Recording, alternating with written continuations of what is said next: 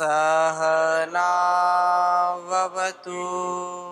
सहनौ भुनक्तु सह वीर्यं करवावहै तेजस्विनावधीतमस्तु मा विद्विषावहै। ओम शांति शांति शांति। वैदिक जीवन पद्धति की इस कक्षा में आपका स्वागत है, अभिनंदन है। ईश्वर स्तुति प्रार्थना उपासना जो हम सबका संबल है, हमारी आंतरिक स्थिति परिस्थिति को प्रगति की ओर ले जाने वाली है। संपूर्ण उत्थान के लिए, पूर्ण दिव्यता के लिए उस ईश्वर की हम स्तुति करते हैं, उसकी प्रार्थना करते हैं, उसकी उपासना करते हैं।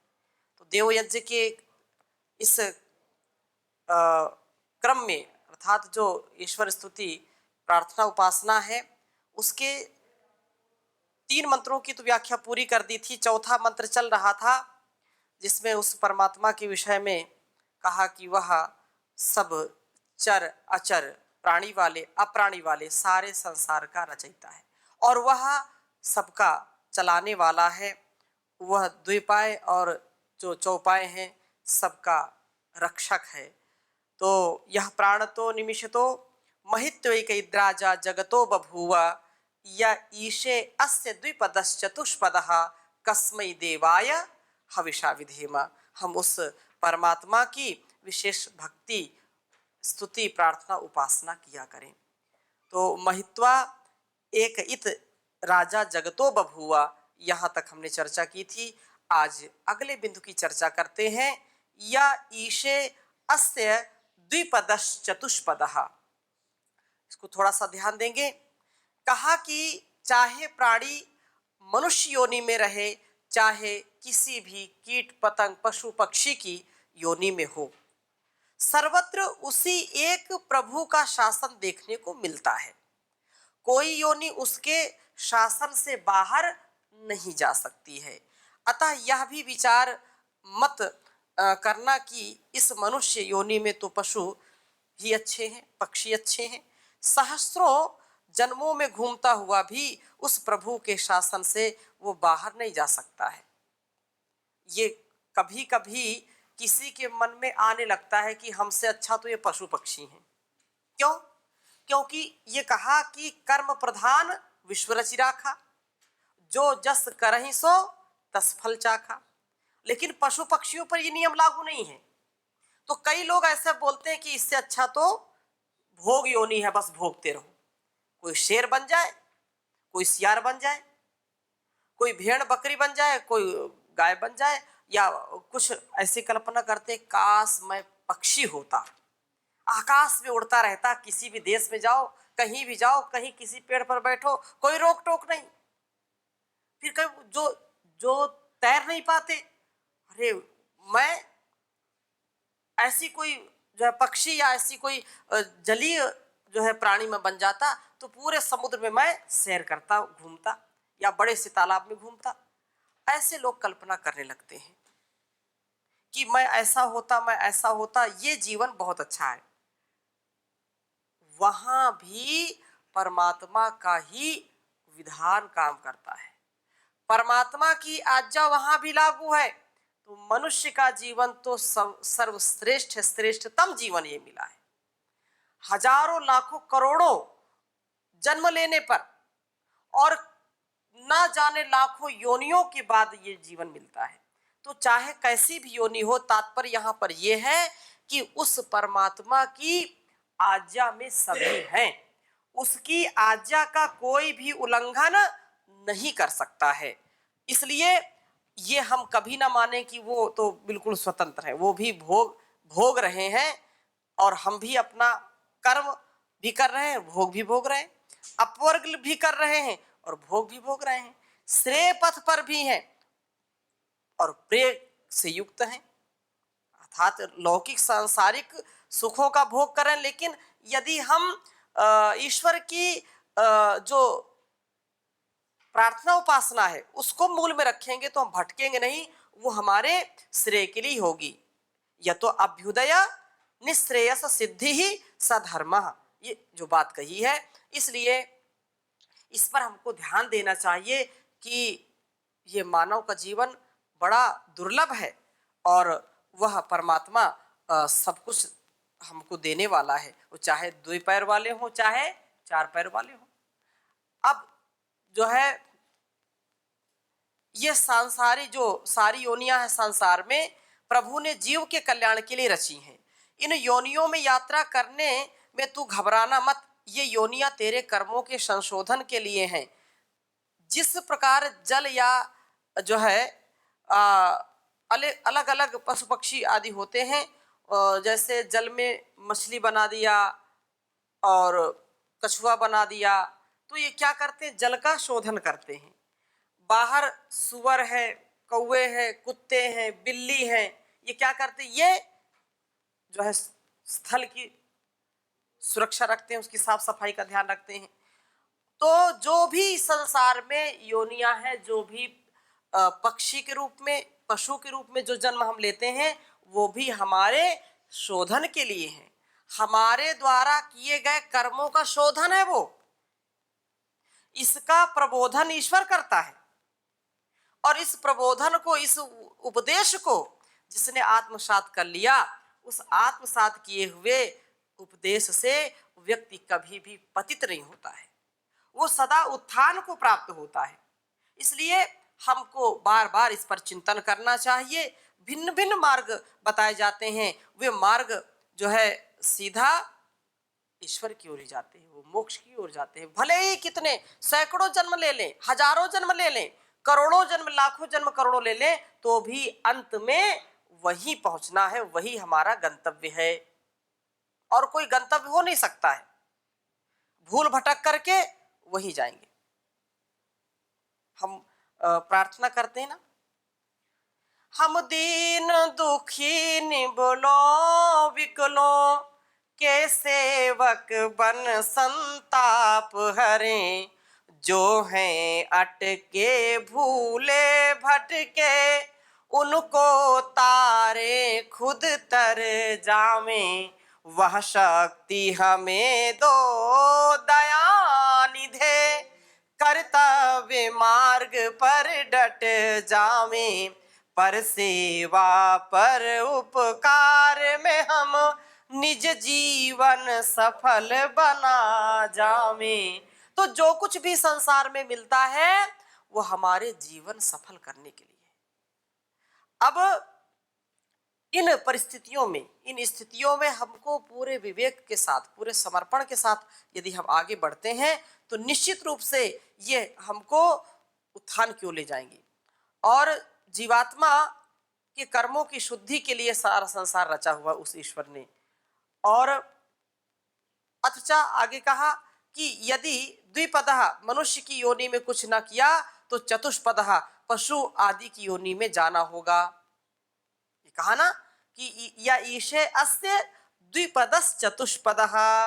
अरे इस संसार में तुमको मानव शरीर मिला है और मानव शरीर को पाकर के भी यदि तुमने अच्छे कर्म नहीं किए, यदि मानव शरीर को पाकर के आपका राग, आपकी आसक्ति भोगों की ओर हुई, तो निश्चित रूप से आपको 4 पैर वाले बनना पड़ेगा, कुकर सूकर बनना पड़ेगा, कुत्ता बनोगे या सुअर बनोगे, बिल्ली बनोगे, और उससे भी दुर्गति वाली जो योनियां उनमें भी जाना पड़ेगा, जलकुंभी बनना पड़ेगा, जल जल जो है नाली के कीड़े बनने पड़ेंगे।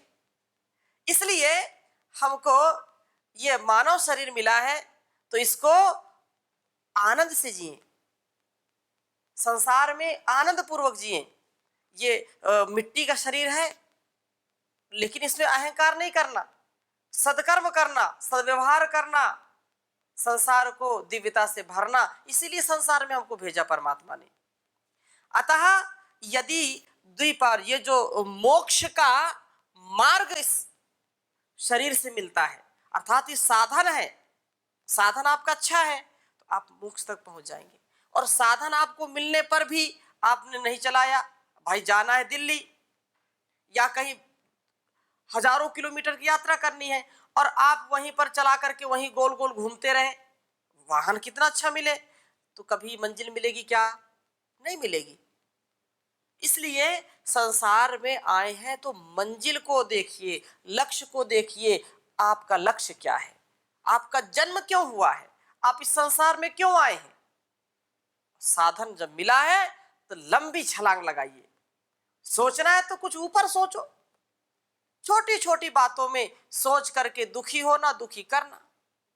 बड़ा सोचिए, बड़ा करिए। परम पूज्य स्वामी जी महाराज, परम पूज्य आचार्य श्री का जीवन इस बात को द्योतित करता है कि व्यक्ति की ऊंची, मतलब ऊंची सोच, कड़ी मेहनत, हाँ, अखंड प्रचंड पुरुषार्थ, विकल्प रहित संकल्प, ये परमात्मा हमको सिखाता है। अतः कोई और उपाय है ही नहीं, तो अनिच्छा से भी उसी प्रभु की शरण में जावेगा।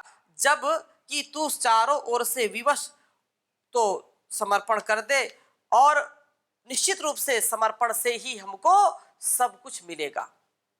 यदि हम उस परमात्मा के प्रति समर्पित नहीं होते हैं, द्विपैर और जो चार पैर वाले में अंतर नहीं समझते हैं, तो भाई मनुष्य में और पशु में अंतर क्या है? किसी ने पूछा कि द्विपैर में और चार पैर में क्या अंतर है? भाई चार पैर वाले तो और अच्छे हैं, दो पैर तो गिर भी जाएगा, चार पैर वाले तो खड़े खड़े सो जाते हैं, घोड़ा तीन पैर के बल खड़ा होकर के सोता रहता है। उसको कभी किसी ने बैठा देखा क्या? ना। वो कभी बाई चांस कभी देखा हो बैठा, लेकिन वो कभी बैठता नहीं, वो सो जाएगा, एक पैर खड़ा करके तीन पैर के बल वो सो जाएगा। मनुष्य जरा सो के दिखाए, नहीं सो पाएगा। तो क्या कहा कि मनुष्य में और पशु में अंतर क्या है? पशु पक्षी में क्या अंतर है? तो आहार निद्रा भयमैथुनंचा सामान्य में तत् पशुभिर्नराणाम धर्मो हि तेषाम अधिको विशेषो धर्मेण हीना पशुभि समाना। यदि मनुष्य का जीवन पा करके केवल इन्हीं चीजों में लगे रहे तब तो मामला गड़बड़। समझ लेनी चाहिए इस बात को। कहा कि मैंने कई बार इस श्लोक को बताया है तो केवल आपको संकेत यहां करूंगा, पूरा श्लोक नहीं लिखाऊंगा। आहार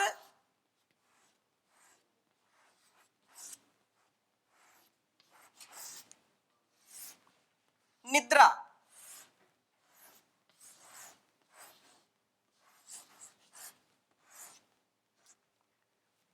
भय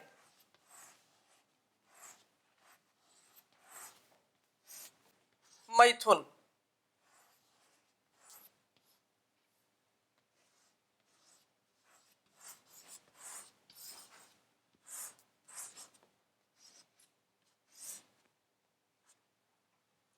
आहार निद्रा भय मैथुन, ये चार चीजें हैं जो हमको पशु पक्षियों से भिन्न करती हैं। ये जो मनुष्य योनि है, मनुष्य और पशुओं में क्या अंतर है?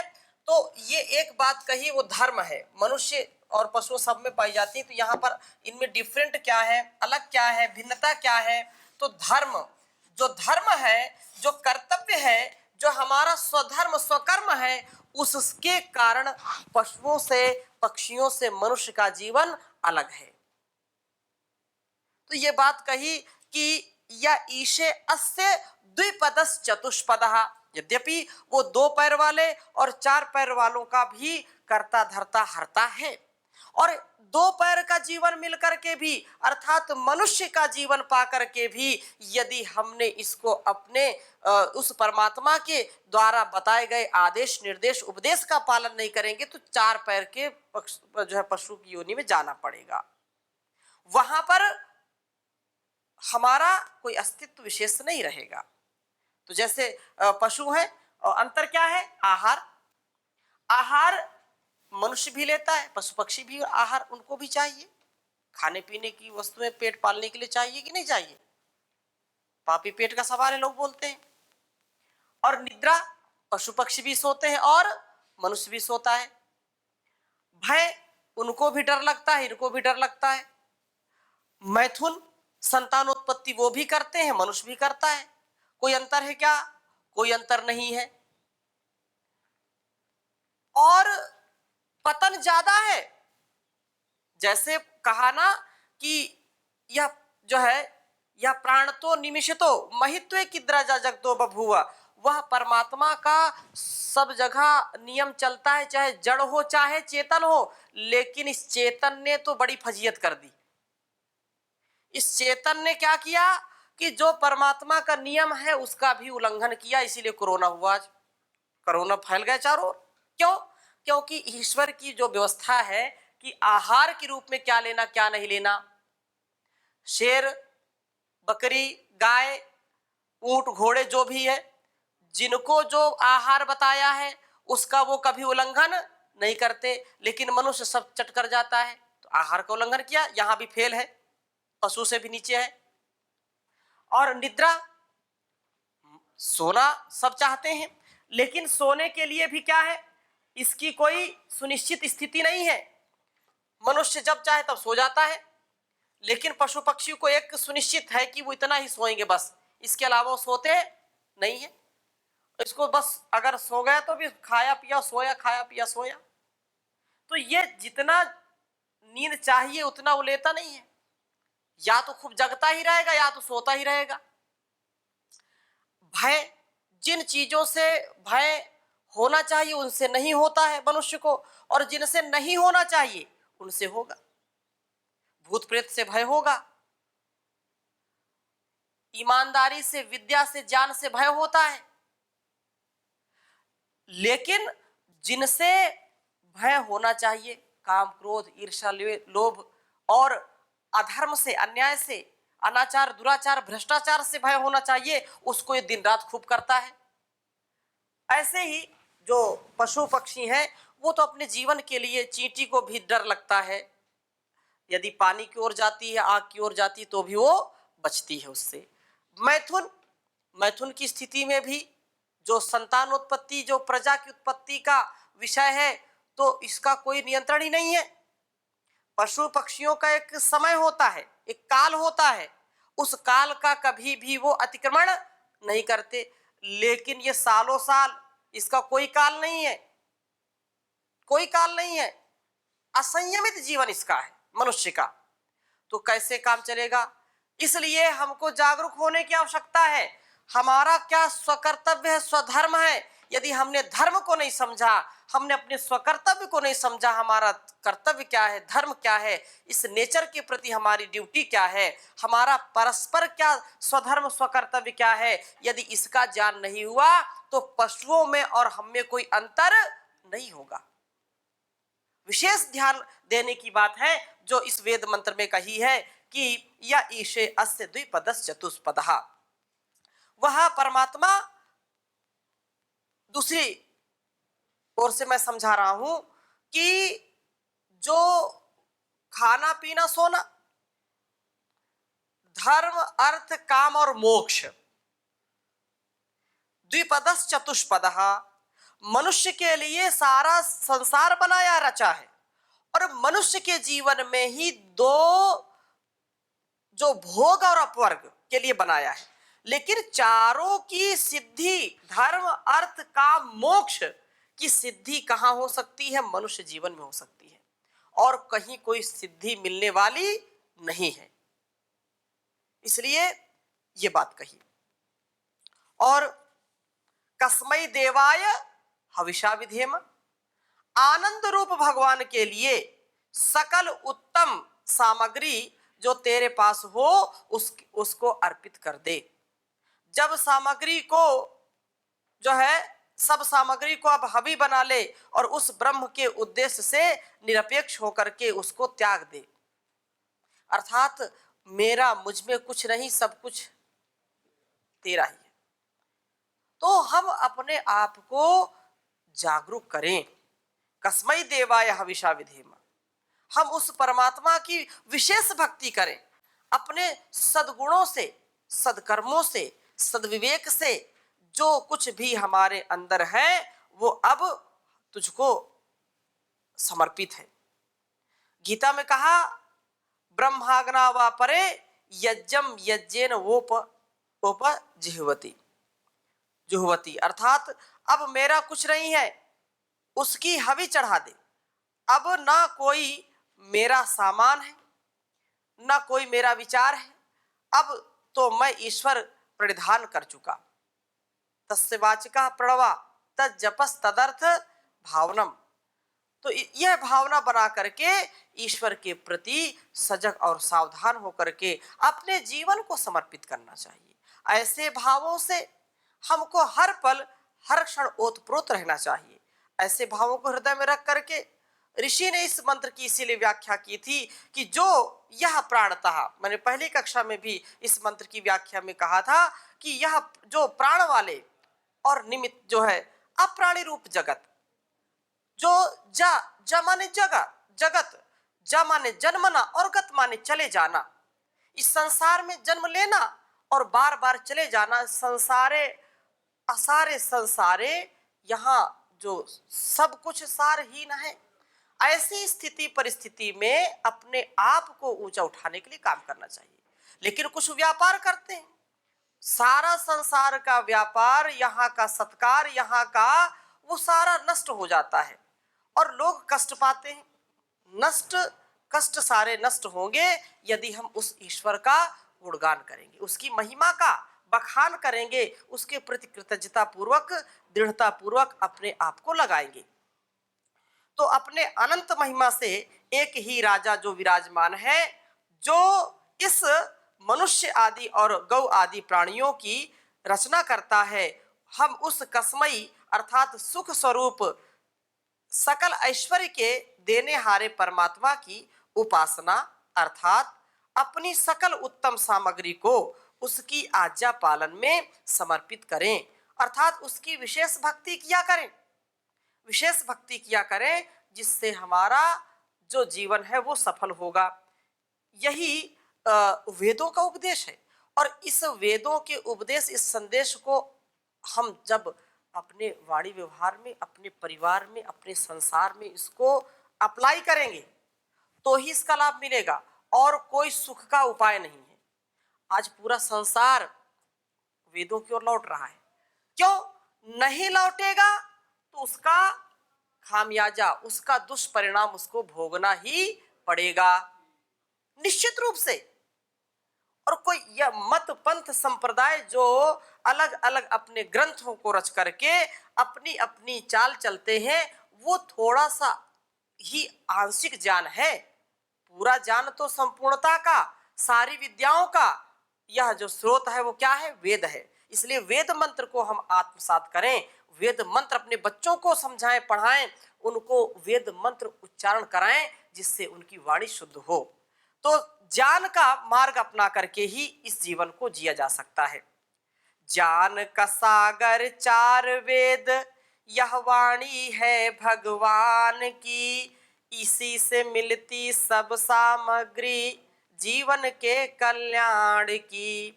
सब सच्ची विद्याएं जग में प्रकट वेद से होती हैं, यहीं से जाकर सब नदियां पृथ्वी का आंगन धोती हैं। उसी को जीवन सार मिला जिसने इसकी पहचान की, ज्ञान का सागर चार वेद, यह वाणी है भगवान की। सृष्टि एक अदालत है और न्यायाधीश विधाता है, यहीं पे ही हर प्राणी अपने कर्मों का फल पाता है। वेद के अंदर सब रचना है विधि के अमर विधान की, ज्ञान का सागर चार वेद, यह वाणी है भगवान की। वेद का पढ़ना और पढ़ाना परम धर्म कहलाता है, सुनना और सुनाना भी कर्तव्य बताया जाता है। वेद ही असली दौलत है दुनिया के हर इंसान की। ज्ञान का सागर चार वेद, यह वाणी है भगवान की। धन्य धन्य भारत भूमि जिस पर वेदों का गान हुआ। वेद का अमृत पिया पिलाया तब यह देश महान हुआ। पथिक पुण्य भूमि है यह तो ऋषियों की संतान की। ज्ञान का सागर चार वेद, यह वाणी है भगवान की। इसी से मिलती सब सामग्री जीवन के कल्याण की। इसी से मिलती सब सामग्री जीवन के कल्याण की। तो एक कल्याण यदि चाहते हैं तो वेद का मार्ग अपनाना पड़ेगा और कोई दूसरा मार्ग नहीं है। जी ओम पूज्य स्वामी जी, जी ये वेदों का भाष्य कराने के लिए मैक्स मुलर कोई आदमी आया था जिसने इसको वेदों का भाष्य गलत तरीके से किया, इसलिए हमारी विद्या ये कुछ नीचे चली गई थी। तो मैक्स मुलर ये अंग्रेज था कोई? मैक्स मूलर का लॉर्ड महर्षि मैकाले? लॉर्ड मैकाले नहीं, मैक्स मूलर जो पाश्चात्य विद्वान था। और महर्षि ने कहीं पर लिखा कि उसका शुद्ध नाम मोक्ष मूलर था। मैक्स मूलर, मोक्ष मूलर। मैक्स मुलर पढ़ा मैंने तो। हाँ, मैक्स मूलर ही ऐसा अंग्रेजी में लिखते हैं। कहीं लिखा है, मैंने पढ़ा था, मोक्ष मूलर है वो। और बहुत बड़ा विद्वान वो था।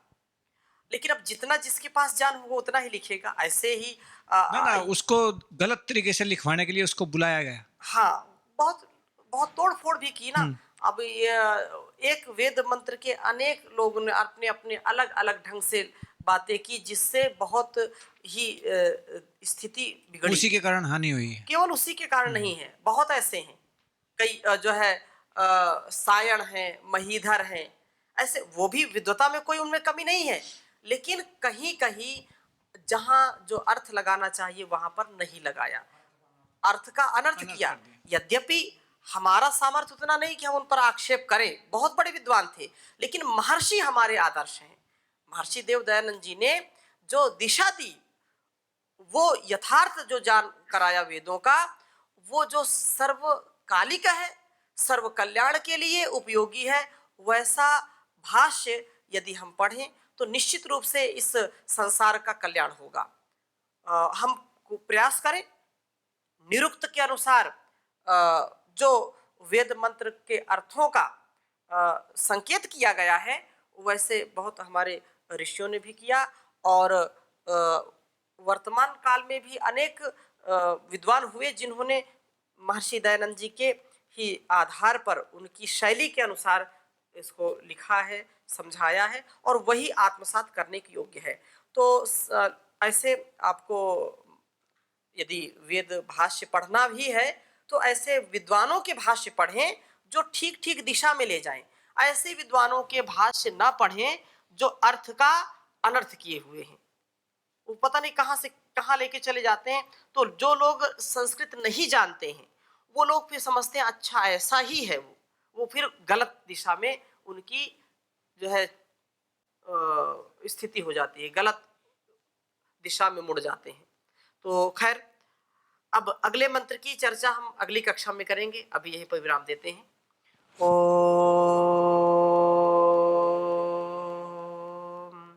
शांति शांति शांति।